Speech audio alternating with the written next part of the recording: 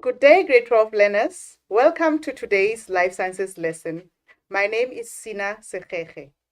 This lesson is brought to you by the Free State Department of Education in collaboration with Pagama Research and Development. Welcome. So, to continue with what we were doing last week, remember last week we started the topic endocrine system. So today we are going to do the other part of the topic, which is homeostasis. I hope you remember all the hormones that we've spoken about last week, because they are going to play a very important role in what we will be discussing today. Remember, this topic forms 34 marks out of your paper 1 final examination. Right. So today's lesson, these are the things that we want to achieve at the end of our lesson. Please pay attention, because the questions will be based on these lesson objectives. Right. So at the end of this lesson, you should be able to define the term homeostasis. Please follow the color of my pen today. We are using a blue color. So homeostasis, you must be able to define the term homeostasis. Then you must also be able to describe the negative feedback mechanism controlling the following in the body. So you need to know the negative feedback of thyroxin level. How is that controlled? The blood glucose levels, blood carbon dioxide levels, water balance, which is osmoregulation, and salt balance. So you need to know how your body works, uses the negative feedback mechanism to control all of these processes. They may seem like a lot, but all you need to know, I will show you how to trace and track them and be able to remember and memorize them for the exam. You must also be able to describe the disorders caused by an imbalance level of thyroxin, which is Goitre. Then we're going to see when you have more thyroxin, what condition you are going to suffer from, meaning this is a disorder that is caused by an imbalance of the hormone thyroxin. You must also be able to know the disorder that is caused by the imbalance of blood glucose. So that disorder will be diabetes. But we are going to discuss those further. And then furthermore, at the end of this lesson, you must be able to describe thermoregulation. What is thermoregulation? And you must also be able to interpret the structure of the skin using a diagram with emphasis on the parts that are involved in thermoregulation. So we are not going to look at the skin as a whole, but we are only going to look at the parts which play a role in thermoregulation, what we want to study. Then you must also describe the role of the following negative mechanism in controlling the temperature or thermoregulation. How does sweating control temperature? How does vasodilation and vasoconstriction control the body temperature? So these are all the objectives that we want to achieve at the end of today's lesson. So I hope you are ready. Please open your ears, be ready to learn about all the wonders that are happening in your bodies. Remember, this is not isolated. It is something that is happening within you, within the person that is sitting next to you. So let's get on with it. What is homeostasis? I hope you have already spoken about the term homeostasis. Remember, last week we defined the term, but today we are going to look at homeostasis in practice. What happens when our body undergoes, or how is homeostasis maintained? So let us dissect the term first. So we said that homeostasis refers to the process of maintaining a constant internal environment. So I want us to stop there. The internal environment must remain constant. So this homeostasis is a process that is going to help us to maintain that constant internal environment. How? Within narrow limits. Remember this one, we put it into brackets because we cannot say to normal, because normal is subjective. Your normal cannot be the same as the normal of the person sitting next to you, but we are using narrow limits to say this is where the average should be. So homeostasis is maintaining that constant internal environment within narrow limits for the average. Despite, now the second part that is very important is this one. Despite the changes that take place internally and externally. So irrespective of what is happening inside your body or outside your body, the processes that are supposed to happen, they need to be maintained at constant environment. So this homeostasis is the one that is going to help us to maintain that internal environment irrespective of what is happening internally or externally. I think it will make more sense when you see it in action. Right. So the internal environment, what is the internal environment? This environment refers to the blood and the tissue fluids that surrounds the cells of the body. So everything that is in your body inside. So everything that is happening in the blood and the tissues around your body, they must be kept constant. Now, how does the body maintain homeostasis? You might ask yourself. So this is how. It does that by means of negative feedback mechanism. We spoke about the negative feedback mechanism also to say this is a way, or this is by a means in which our bodies maintain homeostasis. What do we mean by negative feedback? Let's see. Negative feedback operates in humans' body to detect the changes or the imbalances in the internal environment and to restore the balance. So this mechanism that is used to maintain homeostasis, it is the one that is going to detect the imbalance. Imbalance means what? Whether there is an increase or decrease. So whether there is an increase of a particular substance or a hormone or a decrease that is above normal or below normal, the negative feedback mechanism, it is the one that is going to detect that balance and tries to restore that balance. It stabilizes a system and returns it to its normal state, to your normal. So the negative feedback is the one that is going to detect that imbalance and then it's going to restore it. We are going to look at how does it do that. So this is a diagram that is showing you your blood vessels. This is your arteries and these are your veins, and they branch into small capillaries here surrounding your tissues. So they are transporting blood, there are tissues here. So everything that is happening here, this is an internal environment. Everything that is happening here in the internal environment needs to be maintained. So it is going to be maintained by what? By the negative feedback mechanism. So we're going to see how does that one work. So here is the negative feedback mechanism. Remember, negative feedback mechanism control each of the following in the body. So what does it control? Blood glucose level. This is what we said we are going to study. It also controls the blood carbon dioxide levels. So blood carbon dioxide levels. It also controls the water and the salt levels in your body. They are referred to as osmoregulation. It also controls what? Thyroxin level. So we can put another one here. We can put thyroxin levels or the hormones of thyroxin. Then we will see how that works. So this is the negative feedback controlling all these imbalances. Imbalances of glucose, imbalances of carbon dioxide, imbalances of water and salt, imbalances of hormone thyroxin. So how does it work? Very important. So the main question is, how does it maintain? So these are the steps. If you forgot, you must remember the steps. If you forgot what type of hormone does what, remember the steps at all times. So the general sequence of events in a negative feedback mechanism takes place in this way. Number one, an imbalance is going to be detected. So this is now the negative feedback mechanism working. First thing that must happen for it to work, it must detect an imbalance. So an imbalance is detected, yes.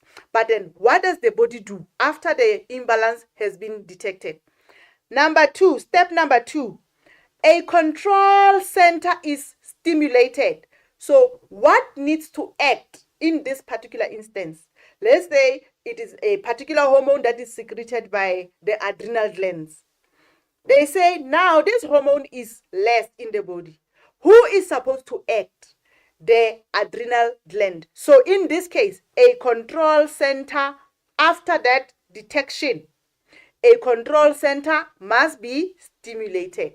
Then it must say, okay, now they say one of my hormones in my body is less or is short. Then what must I do? I must act. This is the action. Step number three, the control center responds.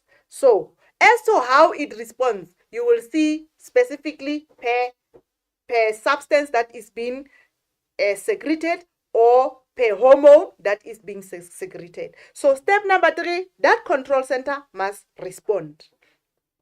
Step number four, a message must be sent to the target organs.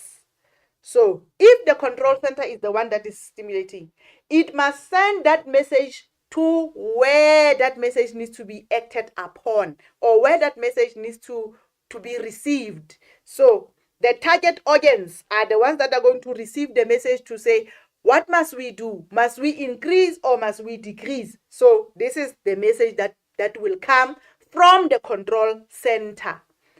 Then step number five, the target organ, after it has received the message, it must now respond. Meaning it received the message to say increase or decrease. Then it must do what? It must increase or decrease. So that is how it responds. It is going to respond. And then step number six, it opposes or reverses the imbalance. If the imbalance was too high, it means it must bring it down. It must decrease. So that is now working in what?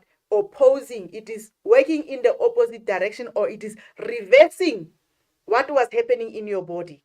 Step number seven, after that reversal, balance is restored. So this is how negative mechanism works.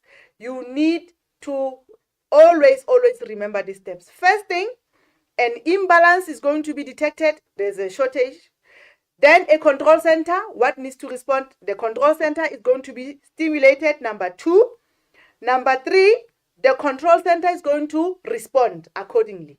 Then the message is going to be sent to the target organs. Then what are the target organs are going to do? They are also going to respond. How do they respond? They respond by opposing or reversing the imbalance, therefore restoring that balance. So let's do it in practical so that you can see it with the examples here of all the hormones or all the systems that needs to be balanced.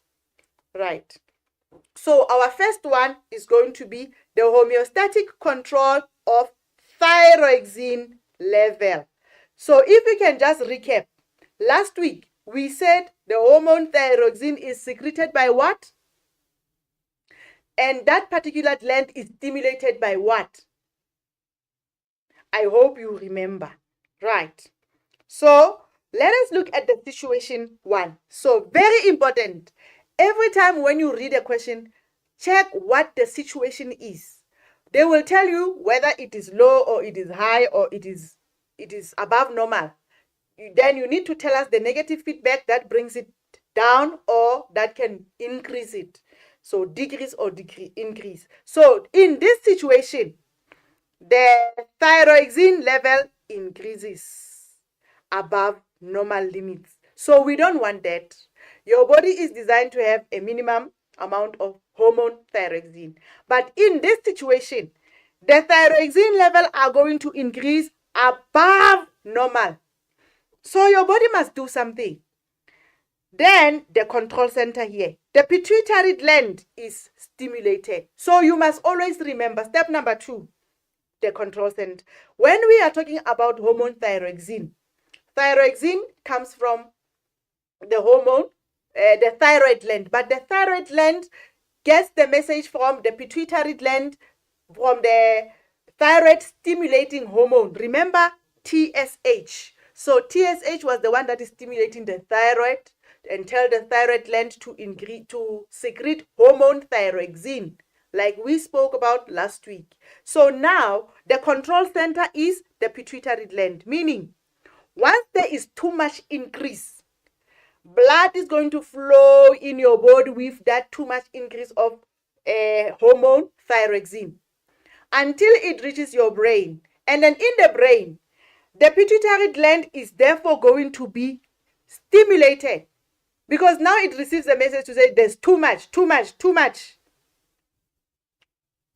Then what is it going to do? It is going to respond by doing what? By producing less TSH. Why do you want to produce less TSH? You are going to produce less thyroid stimulating hormone because you don't want the thyroid to be stimulated to increase the secretion of hormone thyroxine. So what do? The brain is going to be stimulated to secrete less thyroid stimulating hormone. Then what is going to happen? Once there is less thyroid stimulating hormone, you can just think of what is going to happen the next step. Low thyroid stimulating hormone are going to stimulate the thyroid gland. But in this way, they are going to go to the thyroid gland but stimulate it. But is it going to stimulate it more? No, it's going to stimulate it how? Less, because we don't want more thyroxine in our bodies because there's too much. Remember, there's too much. So the thyroid gland is going to secrete less thyroxine because it is getting the message now from low TSH. Then the thyroxine level thus decreases. Why is it decreasing? Because the thyroid is now stimulated less. And then it decreases, it secretes less thyroxine. Therefore, thyroxine levels will return to normal. If your answer does not follow the 7 steps, it is incomplete. Make sure that your answer must follow all the 7 steps. So start with what is happening, what is the detection of what is happening, and then what is the control center, what is the message that is going to be sent, what is the response that is going to come out of that, and how is the balance going to be restored. You must follow all these 7 steps. Please remember that. So on the right here is just a schematic diagram that shows you in simpler terms. So we will say this, we start here. This is where everything starts. We say normal thyroxine level. What happens? The normal thyroxine level are going to increase, meaning this is the first step. And then what is going to happen after this increase? The pituitary gland is going to secrete less TSH. Why? Because you want this TSH to go to the thyroid gland and tell the thyroid gland to release less thyroxine because there is too much here. So less thyroxine. Then that message goes to the thyroid gland. The thyroid gland releases less thyroxine.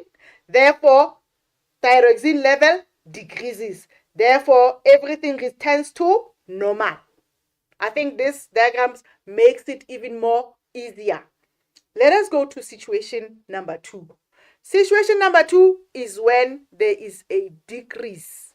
Sometimes for some people there is hyposecretion of thyroxine or hormone thyroxine. Hypo means under. So meaning there is less. There is a decrease. So this is situation number 2. Situation number 2, thyroxine levels decrease below normal limits. So here, thyroxine level, they are going to decrease. So we start here, always start, and then we come to the right. We are saying they are decreasing now. When they are decreasing, they are also going to stimulate the pituitary gland because the pituitary gland is the one that has TSH. So they are going to stimulate the pituitary gland. And then what is the pituitary gland going to do? The pituitary gland is going to secrete less. The pituitary gland is going to secrete, it's going to secrete more. Remember, this is more because there was a decrease. So because there is decrease means less. There is less. We need to add more. So what is going to happen? the pituitary gland is going to produce more TSH. So pituitary gland releases more TSH, more thyroid stimulating hormone. What is this hormone going to do? This hormone is going to go to the thyroid gland here. Thyroid gland, and tell the thyroid gland to do what? Tell the thyroid gland to secrete more thyroxine. Remember, this is a stimulating hormone. It's not actually secreting, but it is stimulating the process of secretion by another gland. So it is causing another gland to act. So thyroid stimulating hormone is going to go to the thyroid gland because it is a thyroid stimulating. So it means it stimulates the thyroid. And when it comes to the thyroid, it's going to tell the thyroid gland, please secrete more hormone thyroxine, because the message I'm getting is that there is less thyroxine in the body. Then the thyroid gland is going to secrete more thyroxine. What happens when there's more thyroxine being secreted? The thyroxine level in the body, they're going to increase. When it increases, what happens? The thyroxine level goes back to normal. Now, everything now goes back to normal because it was less, we needed more. So this is situation number 2. But the control centers are the same. What is different is the secretion. Check when do you need to secrete more, when do you need to secrete less. When there is a low amount of thyroxine level, everything that is going to be secreted is going to be more. When there is more thyroxine level, which is situation 1, everything that is going to be secreted needs to be less to bring that balance. So it works in opposite ways. So I hope you have now seen how the thyroxine levels are balanced in your body.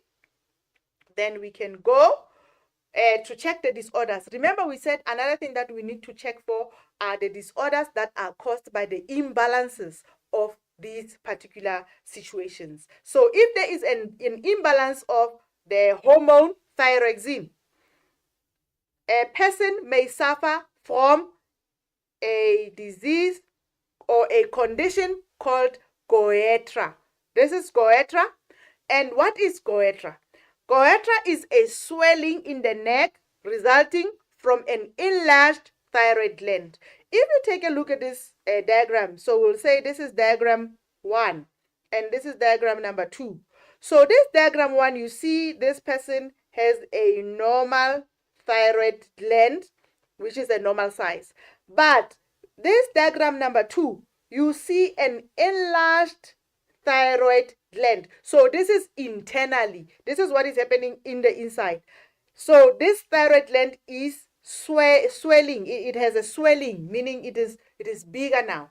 So what you see on the outside will be something that looks like this in the bottom diagrams there, or something that looks like this. So you see these two pictures of this particular women. They are showing the enlarged swelling on the outside. So you see those people with large swellings below their neck or on their necks here.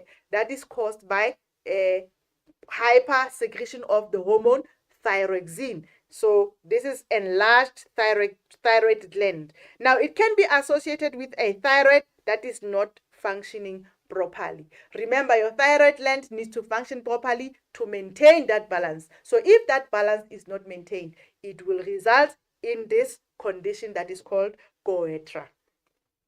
Then, the homeostatic control of blood glucose level. So this is number 2.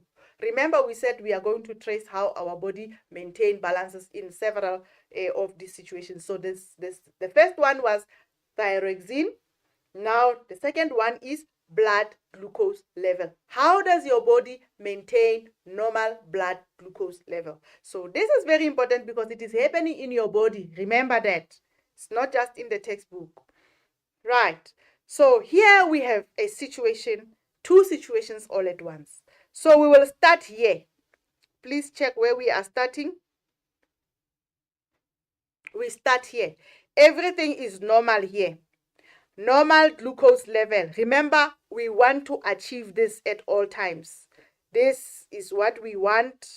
what I've just colored there. Everything must just come to normal or your normal. And then let's say there is an increase in the glucose level. So we are going up here. What may cause that increase? You have just eaten your lunch, your chips and bread, and you have drank your soda, you have drank your Coca-Cola, whatever that you've drank during lunch. Now, or you've eaten your samp and beans, your blood glucose level is going to increase. Then after this increase, we are saying there is too much glucose level in your blood because you've just eaten. So this one happens after eating. You must remember that. Eating will cause the blood glucose levels to increase. And then once the body detects that there's too much glucose level in the blood, remember everything is in the blood and blood travels everywhere. And what needs to act, the control center that needs to act, will act once the blood passes that control center, because it will get the message to say there's too much glucose levels in the blood. Then what is going to happen? The pancreas is the one that is going to be the stimulated one. The pancreas is going to detect this increase in the glucose and is going to secrete hormone insulin. Remember insulin? So the pancreas is going to secrete insulin because there's too much glucose in the blood. Now this insulin, what is it going to do? The insulin is going to cause the glucose to be converted to glycogen. Here you need to pay huge attention to the words. Glucose is what we want to bring down, is what is in the blood. Now it needs to be converted to glycogen. Remember, glycogen, we said it is stored glucose. Stored glucose. So the insulin is going to convert or cause the conversion of glucose into glycogen. Why? Because then it wants to decrease the too much glucose. Meaning it says, let us store this other amount of glucose that we have. So it must be converted to glycogen, therefore be stored in the liver. This is going to be stored in the liver. And therefore, it decreases as you store some. You know, when you have a lot of things, and then you decide to say, because it's a lot, let me just take some and store it. What are you doing? You are decreasing.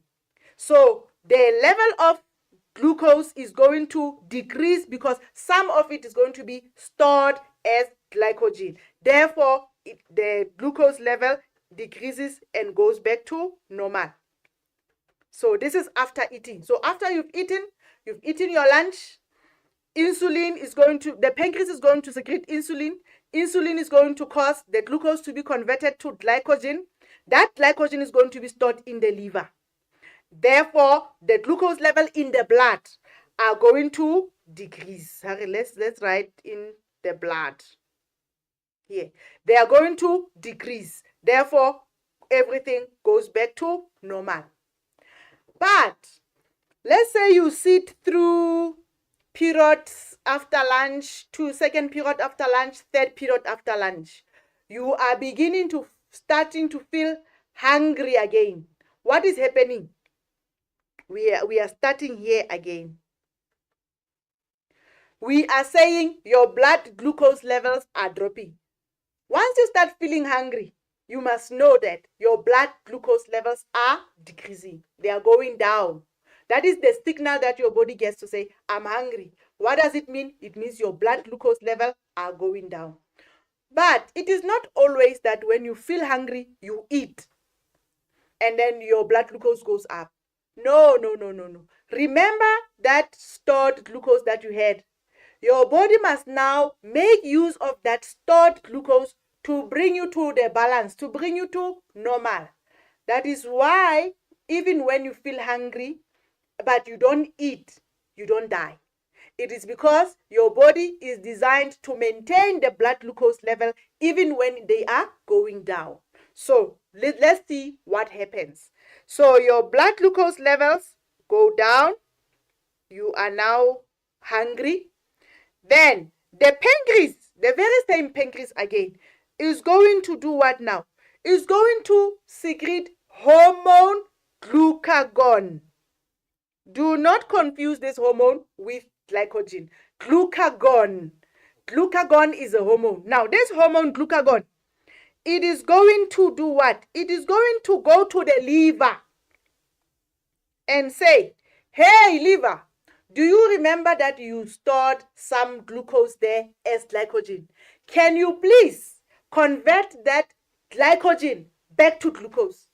Meaning, we want it to be glucose again, because your body wants glucose.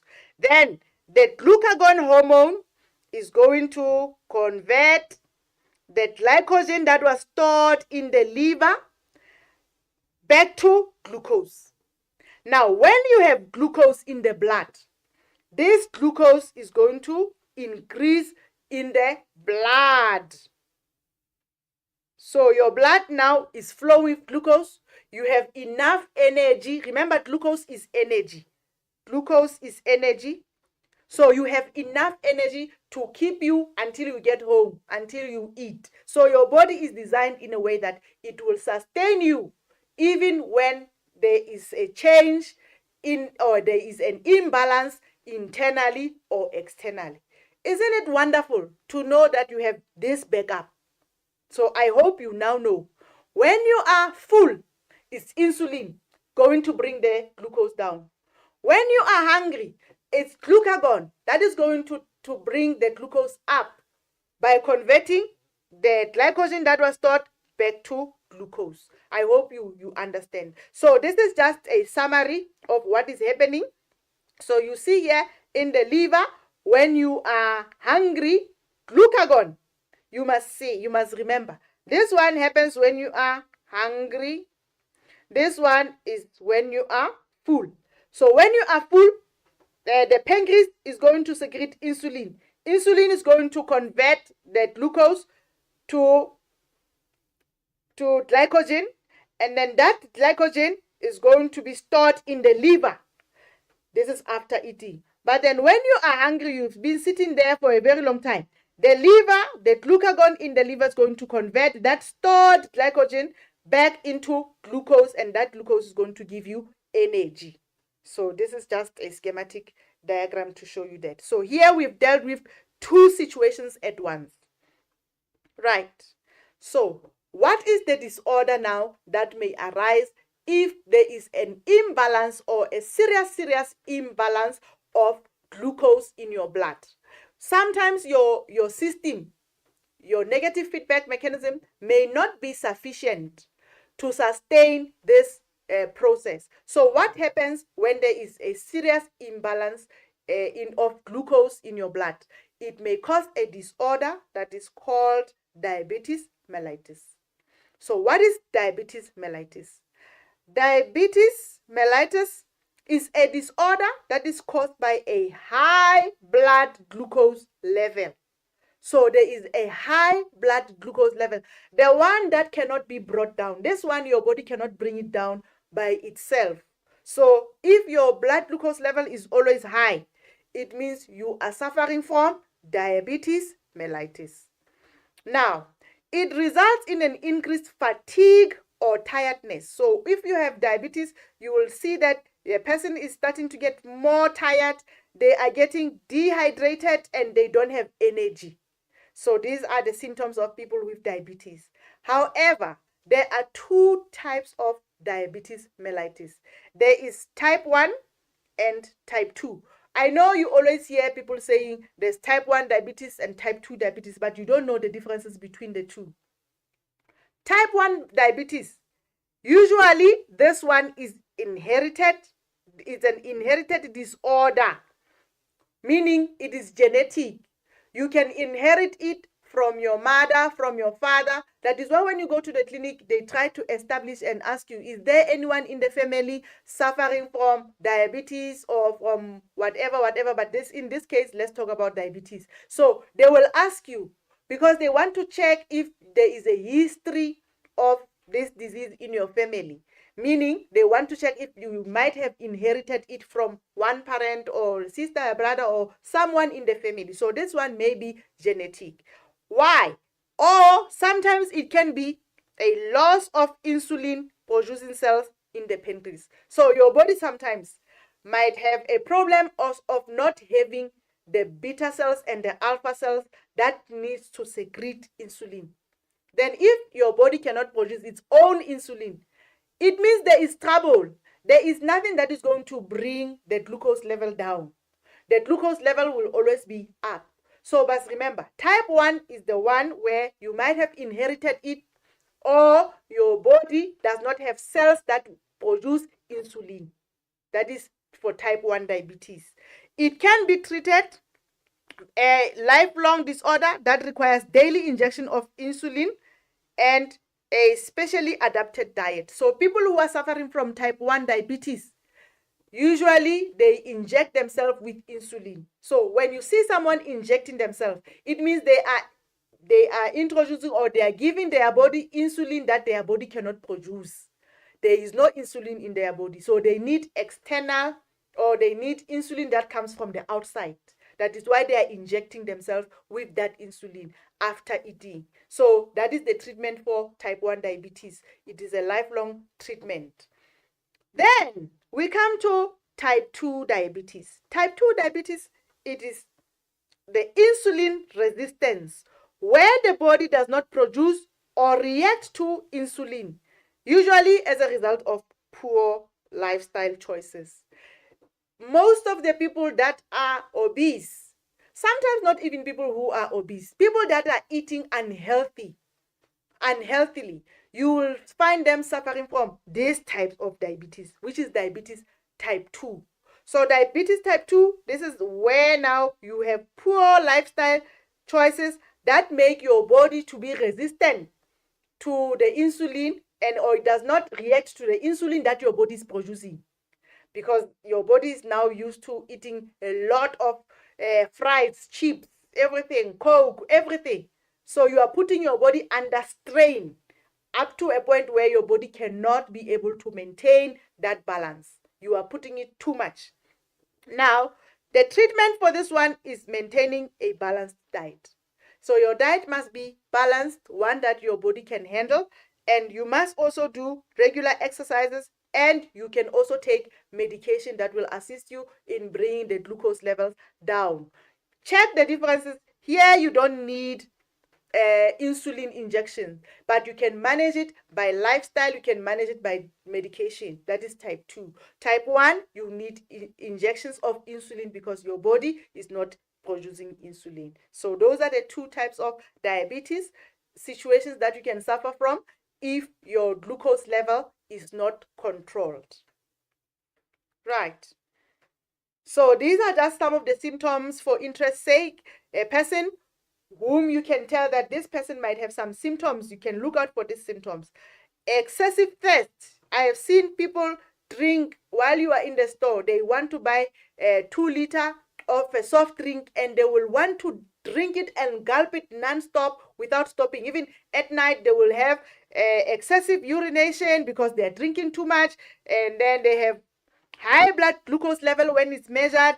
They lose weight a lot because they go into a situation that is called ketosis, but that is not a part of your syllabus. Don't worry about that. And then they have frequent urination. They might have blurry vision, wounds that do not heal or that heal slowly, or fatigue. So these are some of the symptoms that a diabetic person might have. And then the treatment will be insulin or prevention by exercise and healthy eating. Right. So now we come to the homeostatic control of carbon dioxide. So this is the third one, number 3. Remember, we have done thyroxin, we have done glucose. Now we are doing how does your body maintain the normal level of carbon dioxide. Come, let's see. So these are the situations. Remember, you must remember the situation. So for this one, there's going to be one situation. Right, this is a structure of the brain. We have this structure here to remind you of the part that we'll be talking about. Right, when the carbon dioxide, remember CO2 is carbon dioxide. When the carbon dioxide levels in the blood increases above normal, please take note here. What is the situation? It is increasing. It is going up. So when it increases above normal levels, what must happen? The first thing, you see the steps here. Remember the steps. Carbon dioxide levels in the blood increases above normal. This is not normal. Your body must do something about this information. What may cause this to increase above normal? Maybe exercise or cellular respiration. You know, carbon dioxide is produced during cellular respiration. When your body is using using energy or using the cells to make energy, it releases carbon dioxide. So sometimes your body might release more carbon dioxide. Or maybe when you are exercising, you might find yourself there's more carbon dioxide in your blood. Your body must get rid of it. So how is it going to get out? Because we need to bring it back to normal. So this is what is going to happen. The receptor cells in the carotid artery. Now this one, take note of it. This is the first time you come across this word. The carotid artery in the neck. So you must remember, when there's too much carbon dioxide, something in the neck must be the one that is acting. The carotid artery in the neck are stimulated. They start to get the message. But then what are they going to do? They are going to send the impulses to the medulla oblongata. You remember the medulla oblongata? Yeah. When you were doing the brain, remember the story about the uncle saying that we don't use the medulla oblongata for thinking. We use the medulla oblongata for what? For breathing. Breathing. Now, the carotid artery here on your neck is going to be stimulated. They're going to get the message to say there is too much carbon dioxide in the body. Then, after that, getting that message, the carotid artery is going to send the impulses. Remember, the brain deals with impulses. Brain deals with impulses. They're going to send the impulses to the medulla oblongata in the brain. But what does the medulla oblongata have to do with this information? The medulla oblongata is going to stimulate breathing muscles, the intercostal muscles and the diaphragm, meaning it's going to stimulate the breathing muscles because that is its job. It says, okay, there's too much carbon dioxide. I'm getting the message from the carotid artery to do what? To increase the breathing rate or to stimulate the breathing muscles. Then the breathing muscles contract actively. Now they are going to contract. When they contract more, what are they saying? They are going to increase the rate and the depth of breathing. So when you are breathing deeper and faster, what are you doing? The heart is also going to beat faster. But when you are breathing faster, look at this magic. Carbon dioxide is taken to and exhaled from the lungs. So when you are breathing from those muscles there, the carbon dioxide is going to fill your lungs. And once it is in your lungs, it must escape. It must go out through exhalation. So when you exhale.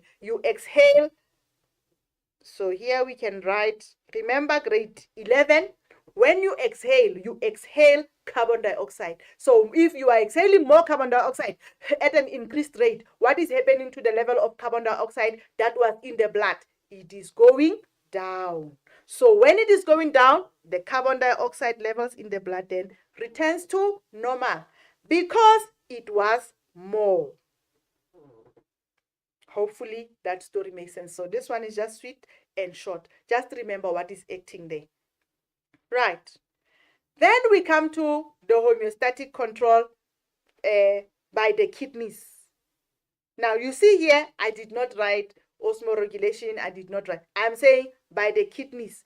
There's a reason why. The kidneys is involved in several numbers of homeostatic controls. So let us check. So the kidney controls the regulation of water level, that is osmoregulation. The kidney also controls the regulation of pH of the blood. Remember, blood is an alkaline. It's alkaline. The pH of blood is around 14. There is the base. So we want to maintain that blood, and then the pH of the blood not to be too acidic, not to be too alkaline. Then it also regulates salt level. So do you see, it's three things that the kidney is involved in maintaining the balance of. The kidney maintains the balance of water, it maintains the balance of pH, it also maintains the balance of salt. So just to recap on your grade 11 work, this is a diagram of a nephron. Do you remember a nephron? This is a functional unit of a kidney. This is where the real work happens in the kidney. So if you can just remember, you have the glomerulus here, which is formed by capillaries, and then you have the afferent and the efferent arterioles here leaving the glomerulus, and then your Bowman's capsule. You are now from the Bowman's capsule, you are going down to the proximal convoluted tubule. This is the proximal convoluted tubule. It goes down to the collecting, the loop of Henle. You remember the loop of Henle? The descending loop of Henle, the ascending loop of Henle. This is grade 11. Then you come to the distal, the one that we are going to talk about, the distal convoluted tubule. So I can just write distal convoluted tubule is this one. I'm going to write a circle around it. Circle. And then lastly is the collecting tubule, the one that goes to the ureter. So the collecting tubule, the one that will have your urine formed. So this is just a recap of the structure of the nephron. This is and its functioning. So let us see how the kidney regulates water and salt. Remember, we are going to look only at water and salt. Right? The regulation of water. We will start with water. The homeostatic control of water and salt levels in the blood and tissue fluid is known as osmoregulation. So osmoregulation, remember osmosis, meaning water. So osmoregulation, we are controlling water. And remember, once you talk about controlling water, you must speak of ADH. This is controlled by hormone antidiuretic. Remember, we said diuretic also deals with water. Antidiuretic hormone produced in the hypothalamus. This is the part of the brain where this ADH is produced, and it is secreted by the pituitary gland. So the pituitary gland works a lot. So you must remember here, what are the role players or the key players? You need to speak somewhere there. When you are talking about water, you must speak of ADH, you must speak of the hypothalamus and the pituitary gland. Then you must also speak of the kidneys, the tubules of the kidneys that I've just shown you, the collecting tubule and the distal convoluted tubules. So you must speak of those players. So let us check. Let us look at what is happening. Like with the previous one, we have two situations at once. So let us start with this situation first. Okay, so we will start with this one. We start here. Okay, I just wanted to establish our start. Under normal circumstances, remember, normal. We want everything to come back here. So you were here at normal water potential of blood, meaning there was normal water in the blood. And then the water potential of the blood decreases, meaning here, it decreases. When there is less water in the blood becomes salty. Who has ever tasted blood? The taste of blood, too salty. When it's too salty, it means the water in the blood is less. It has decreased. So that is not normal. You start here. The water decreases. Then what is going to happen? The hypothalamus or the osmoreceptors. Can you please learn this word? The one that I'm underlining. Osmoreceptors. These are the receptors of water. The osmoreceptors in the hypothalamus. They are going to sense that this blood that is passing through us has less water. Then they are going to do what? They are going to stimulate the hypothalamus to do what? To secrete hormone ADH. The hypothalamus to stimulate the pituitary gland, right? The hypothalamus, the osmoreceptor cells in the hypothalamus are going to be stimulated to stimulate also the pituitary gland to release hormone or to secrete hormone ADH, antidiuretic hormone. Now, once this hormone is secreted by the pituitary gland, it is going to do what? It is going to be released into the distal convoluted tubule and the collecting duct of the nephron. So it's going to come here. The ADH is going to come here and it's also going to come here. ADH is going to come here, and then what is it going to do? It is going to increase the permeability, makes it more permeable. Okay, this way, this increases the permeability. So follow here. The osmoreceptors of the hypothalamus are going to stimulate the pituitary gland to release ADH. Once ADH is released, it's going to go to the distal convoluted tubule here, the circle, and the collecting duct. It's going to tell them to do what? To increase the permeability. Remember, permeability is allowing substance to pass through, right? So when you increase the permeability of something, you are increasing its chances of allowing substances to pass through. Now, here, the convoluted tubule and the collecting duct, its permeability is increased. What is going to happen to the water? It is going to absorb more water into the tubules. And then that more water is going to go back where? It's going to go back into the blood. Because the blood vessels, remember, they go around here. They go just on top of the nephron. So that blood is going to go, that water is going to go back into the blood, and therefore increasing the water in the blood. While you are producing small urine.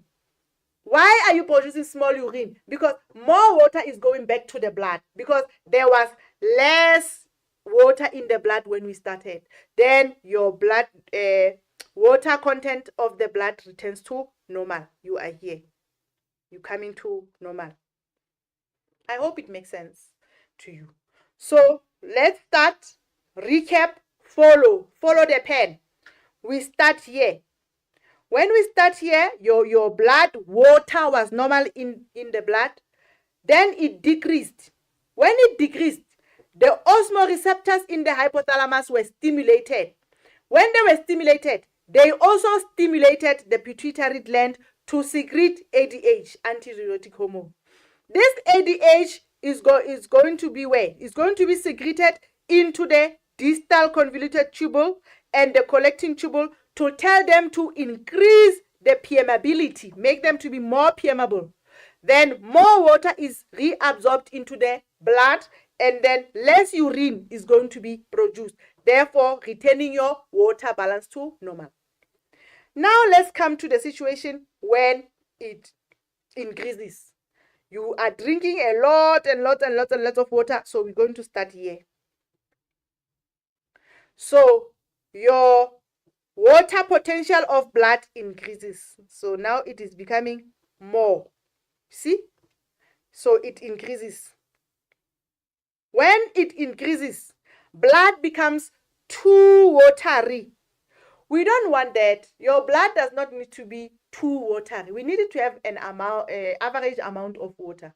Then, this is going to be detected by the osmoreceptors of the hypothalamus, the key role players. The very same osmoregulators now are going to say, now we are sensing that this blood has too much water. They are going to be stimulated, and then they will go to the brain. The hypothalamus also tell the pituitary gland, yes, the pituitary gland, tell the pituitary gland to release less ADH. Now we don't want more ADH, we want less ADH because now there's too much water. Now, this ADH is going to go to the distal convoluted tubule and the collecting duct, and it's going to cause them now, this one, this one, and this one. They are going to remain impermeable,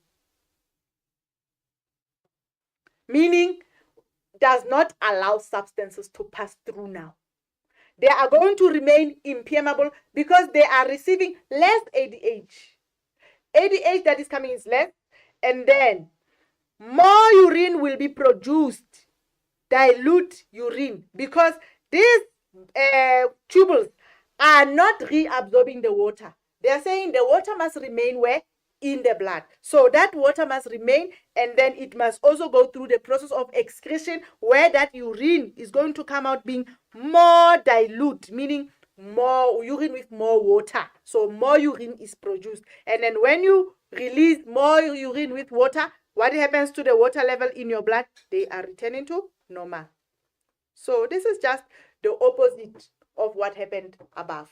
Above, you must secrete more ADH. Here, at the bottom, you must secrete less ADH. So that is how your body controls the water content in the blood. Then, we come to the regulation of salt. The blood and the tissue fluids are affected by the presence of solids, or we can say dissolved substances. So everything that is dissolved in your body is going to affect your blood. Sodium and potassium are salts that are found. So sodium and potassium are salts that are found in the body fluids. Now, sodium is important in the body for good nerve and muscle functioning. However, you don't want too much salt because it might lead to other conditions such as hypertension and whatnot. So for now, we don't want too much salt. We can keep the sodium, but we can keep the potassium, but we don't want too much sodium.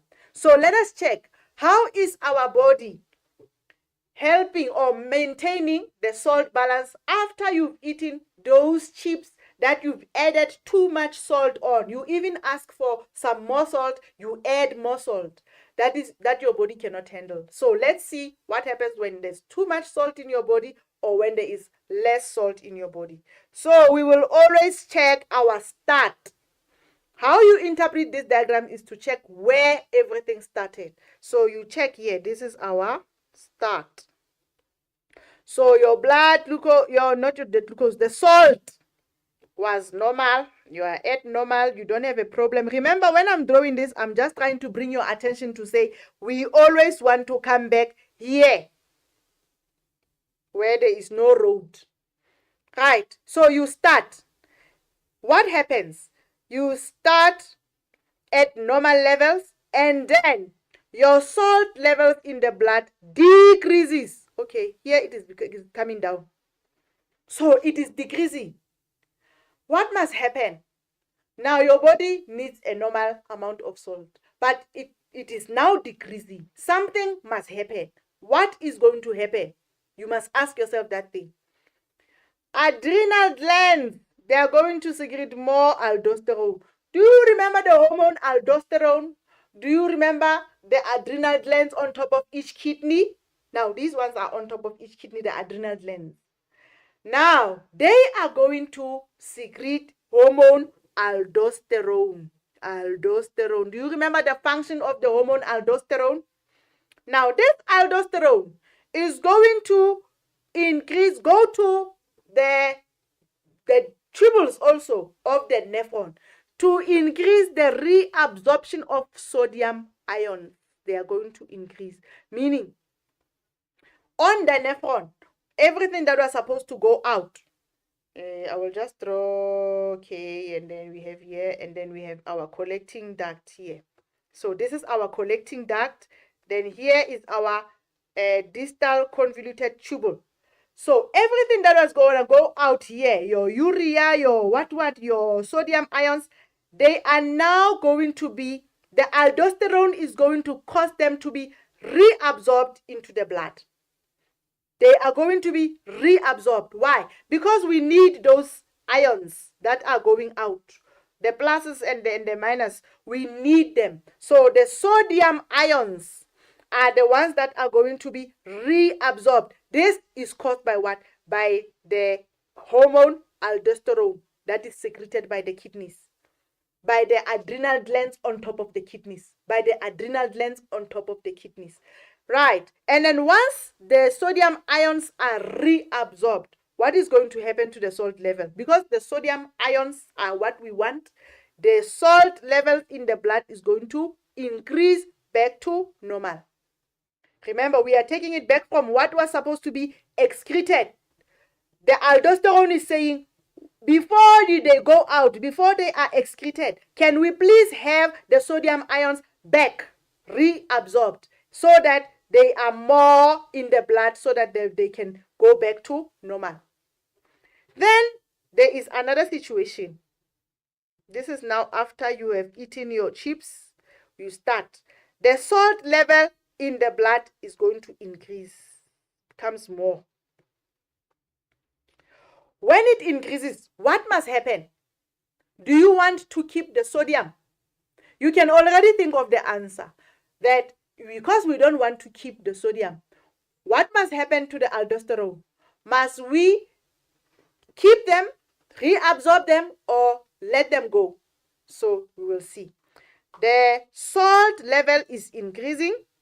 Then the adrenal gland stops secreting aldosterone, or it secretes less aldosterone. Why? Because remember, the function of aldosterone is to do what? To increase the reabsorption of those sodium ions. But we don't want that reabsorption. So the adrenal glands, once they get the message that there is too much salt in the blood, they are going to do what? They're going to say, okay, we are stopping to release this hormone aldosterone. So you must remember the hormone aldosterone. Then once hormone aldosterone is not released, or less is released, the reabsorption of sodium ions into the blood is going to decrease, meaning we are not going to reabsorb more sodium ions. These pluses sodium ions are not going to be reabsorbed into the blood more. Therefore, the salt level in the blood is going to decrease back to normal. Why is it decreasing? Because you are not giving it more sodium ions. You are letting go of the sodium ions because aldosterone is not secreted. So that is what is happening. Then we are doing the last one, the homeostatic control by the skin. So how does your skin control homeostasis? Let's check. We are now talking about the term thermoregulation. Remember, we spoke about the term thermoregulation? Thermoregulation is the ability of an organism to keep its body temperature within certain limits. So here is body temperature, even when the external temperature changes. You, in summer, what happens? The temperature might rise up to 40 degrees Celsius.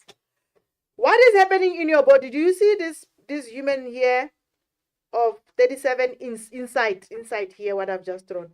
The internal temperature must remain at least 37 degrees constantly.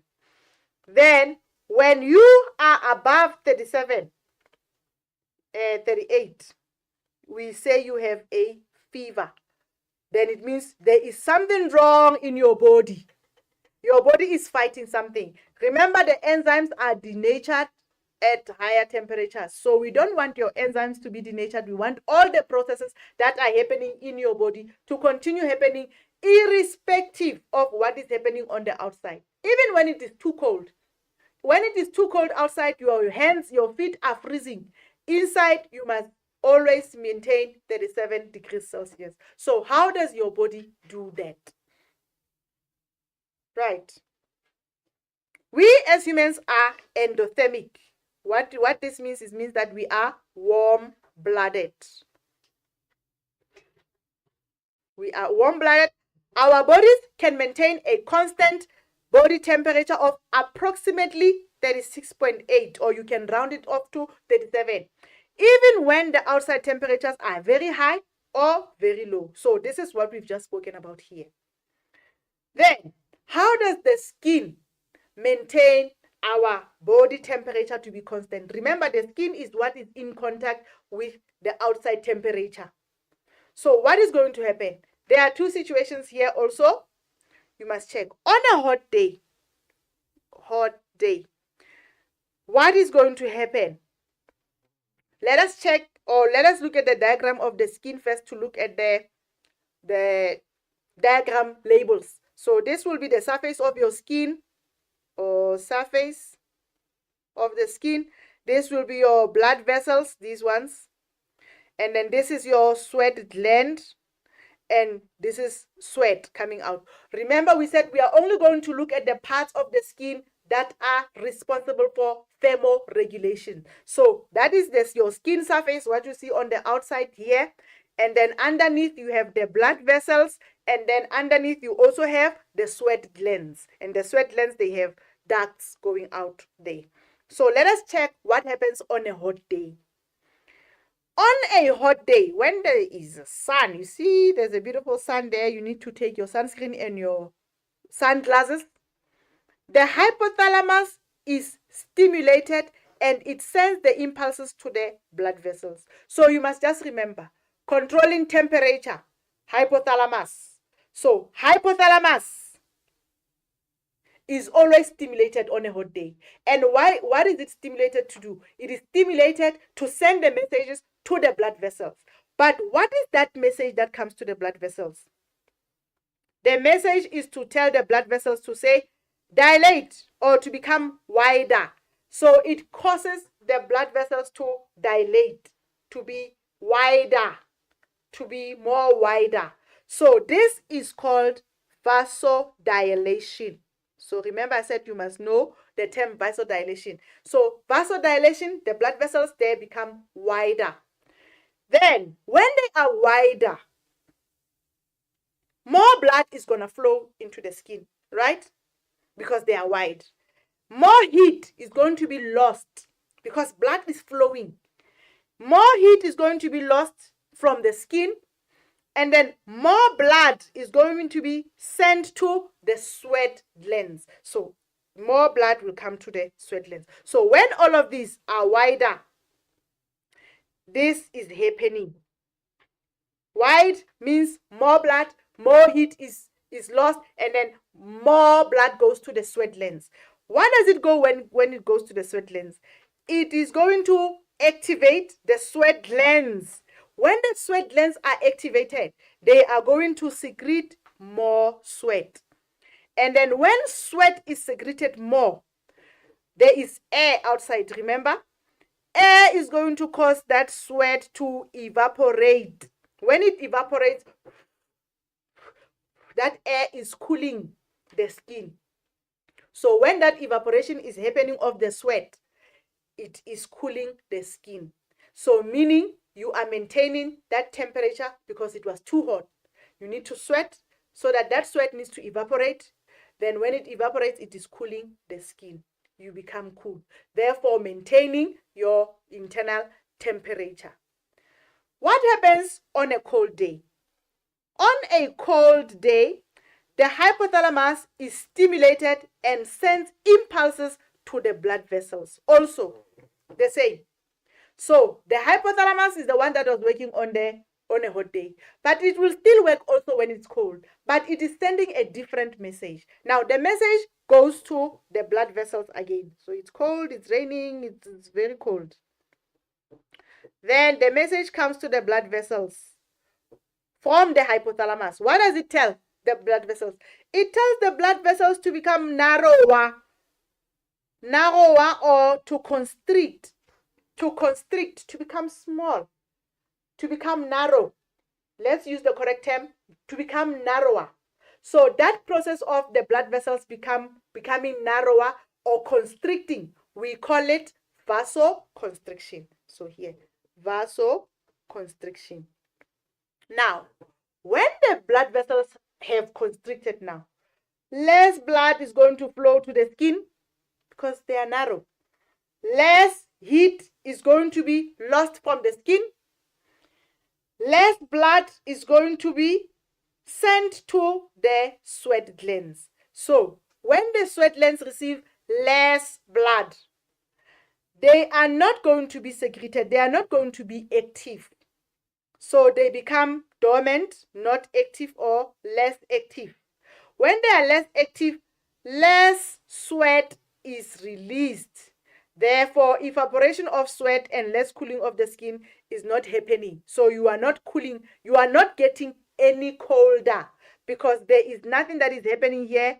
There is no sweat coming because the sweat glands are not activated by the blood. The blood vessels the blood that is coming here is not too much because the blood vessels are constricted. So they all work in opposite. So this is how your body now maintains your body maintains its internal temperature irrespective of whether it was cold outside. So you are not going to sweat because less blood, less heat, less everything. Now when you receive less, there won't be any sweat. Then when there's no sweat, no evaporation will take place, no cooling of the skin will take place. Therefore, you will remain warm inside. So this is all how your body maintains homeostasis in those different processes. Right. So we are going to have a short session for the questions. I see we don't have much time. So I would like for you to take these questions as homework and do a reflection on them with your teacher. So let us take a look at these questions. Describe the negative feedback mechanism that occurs when the thyroxine levels in the blood are high. So you must remember, thyroxine level. What is the control center? What is the message? Please remember. Right. So here is the answer. The pituitary gland, that is the role player, is stimulated to secrete less TSH. Low TSH level causes the thyroid gland to secrete less thyroxine. Then thyroxine levels therefore return to normal. So when you see in the question that says high, then you must know all your answers must speak to less. Right. A person has a medical condition that results in the under-secretion of thyroxine. Explain why this person will gain weight if the thyroxine levels remain continuously low. Remember the function of the hormone thyroxine for metabolic processes. So this person will gain weight. Let's see. The rate of metabolism or respiration in the body is going to decrease because there is less thyroxine. Less glucose will be broken down, meaning more glucose will be in the body. And more glucose will be converted and stored as fat. And now this person, this is how they will gain weight. So you were supposed to bring the function of glucose, maintaining glucose or storing glucose together with the metabolic rate of thyroxine to say now this person will gain weight because excess glucose will be stored as fat or as glycogen. But because you know of glycogen, even if you had said glycogen, you were going to get a mark. Right. And then for this question, we can just look at it together, study this diagram. It says the level of the blood, level in the blood of whatever we will see. And then this is in the morning. This is in the noon and in the evening. So we check what levels. You have level of blood sugar. So the black one represents blood sugar, and then the red one represents insulin. So blood sugar is in the blood, and then insulin also in the blood. So let us check. In the morning, you've just had breakfast here. These are the levels, blood sugar level, and then this is the level of insulin. Then it goes down up until noon. You eat lunch, and then once you eat lunch, it goes up again. The blood insulin also goes up. Then you go into the evening, dinner, up. Then in between, excess insulin triggers sugar craving. So when there's too much insulin also, you're going to want more sugar because now insulin is decreasing the sugar level. So this is what is meant by this statement. Please make sure that you read everything. And then they say excess energy to fat cells. So excess energy are going to go to fat cells. So if there's more glucose, more of everything than your body needs, it's going to go to the fat cells. This is what is being written here. Now, what happens to the blood sugar level every time this person eats a meal? So the blood sugar level here, after eating breakfast, what happens to it? Here. You can tell us it increases. You see, because the graph goes up. After eating breakfast, it increases. After eating lunch, it increases. After dinner, increased. Now, number 2. Why does the insulin level only increases after the glucose level increases? Now, the blood glucose level increases first. Now, this one increases after. Why? That is the question. So the insulin increases after. So the blood glucose increases first. Why? Remember the function of insulin. It increase in the blood glucose stimulates the pancreas to secrete insulin. Remember, for insulin to come, it must get a message to say there's too much glucose. So the glucose must go up first. Then once it is up, it is going to stimulate the pancreas to secrete this insulin. So that is why. Now, what does the straight line represent? Now, this line here. You see this line going across there. What does it represent? Normal blood glucose. So this person must be around those levels to say they are normal. But as they eat, it goes up. As they are hungry, it goes down. So you see. Describe the effect that insulin has on the glucose level in the blood. So insulin, what effect does it have on the glucose level? Insulin stimulates the conversion of excess glucose into glycogen in the liver, thus lowering or decreasing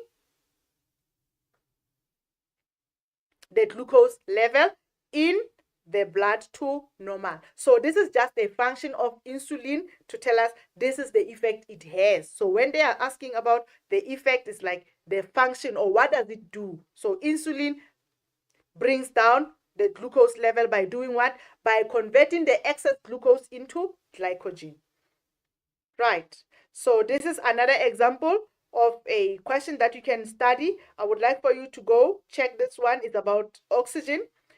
Please, if you can have a copy of this question and take it as homework. So go study this and say an investigation was carried out on a person in which the volume of air taken at each breath and number of breaths per minute were measured at rest and after running. So you want to check now, what are the volumes, how much breath this person took. So he says at rest, volume of air per breath was 450 cubic centimeters. Then breaths per minute, this person took 20 breaths per minute. And then after running, this person had volume of air that is 1000 cubic centimeters and they took 38 breaths per minute. Now explain why the amount of oxygen taken up in the blood increases after exercise. So why does the oxygen increase after exercise? So I will leave an answer for you there. The rate of breathing increased and cellular respiration is also increased due to the demand of oxygen and energy in the muscles. Then more carbon dioxide is going to accumulate in the blood. Remember the balance of carbon dioxide. Then another one, here's a very nice question. The diagram below represents one part of the negative feedback response that occurs when a person is dehydrated. The decrease in blood volume as a result of the excessive loss of water is detected by the brain. So here is the diagram. Here. Now, you see here is the brain. Then there's an arrow leading to a hormone X. Then there's a target organ. Then there's a response. Now they say identify hormone X. Remember what we are talking about, excessive loss of water. Then you must remember what hormone is there. So the hormone is ADH. Identify the endocrine gland that secretes this hormone. Hormone ADH is secreted by the pituitary gland. Now, where is the pituitary, this hormone going to work, or the target organ? It is going to work where? It's going to work on the kidneys. Remember, it needs to make them to be the distal convoluted tubules and the collecting duct to be more permeable. Now, describe the response that occurs when a person is dehydrated after it has been detected by the brain. So once it has been detected that this person is dehydrated, what is going to happen?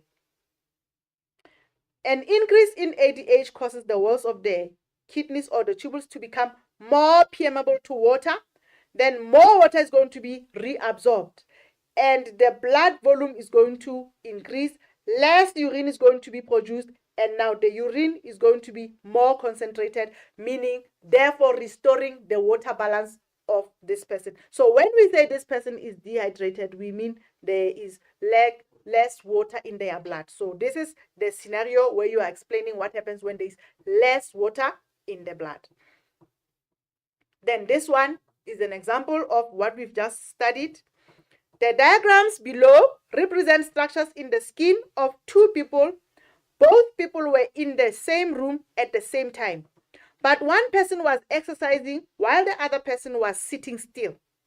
The skin surface temperature of both people was measured after 10 minutes. So this was person A, skin surface here is going to be measured. Then this is person B. So the other one was sitting still, the other one was exercising. We are not told who or which one was exercising, which one was sitting still. Right. So when you check which person, A or B, was exercising, the answer is there is B. You already see the answer. But I can ask you, why? That is number 2. Why do you say this person was the one who was exercising? Now, because this person is sweating. You see the sweat here. The sweat. And then vasodilation also occurred. Vasodilation here, where the blood vessels are narrow. And then the blood capillaries are dilated. Name one hormone that would have the same effect on the blood vessels that is observable in person A. Now, person A, what can make this person's blood vessels to be narrow? It is the hormone adrenaline. We spoke about this when we said it is a flight or fight hormone. So it also has the same effect of making the blood vessels to be narrow. Right. After 10 minutes, the surface skin temperature of each person was measured. The results were as follows. Person A was 37.2 degrees Celsius. Person B was 36.6 degrees Celsius. Now, explain why the skin temperature of person A was higher after 10 minutes.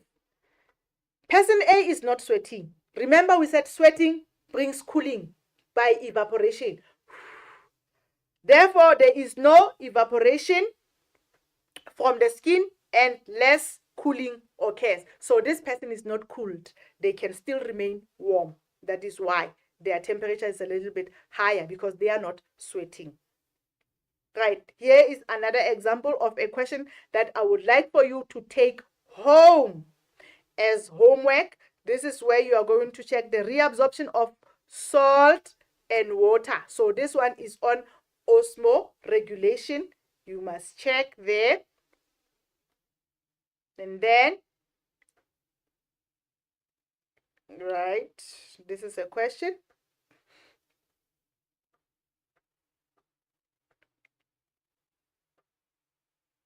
Right. Okay. So we've come to the end of our presentation, but I would like for you to take 1 minute just to check this question. Let's go back, go back, go back. Yes, here. So if you can just take a look at this opening statement here and the diagram. So please take note of those. Then you'll be able to answer the questions when you get home or make sense of these questions. Your teacher will take the the picture of these questions, and then you will discuss it as homework.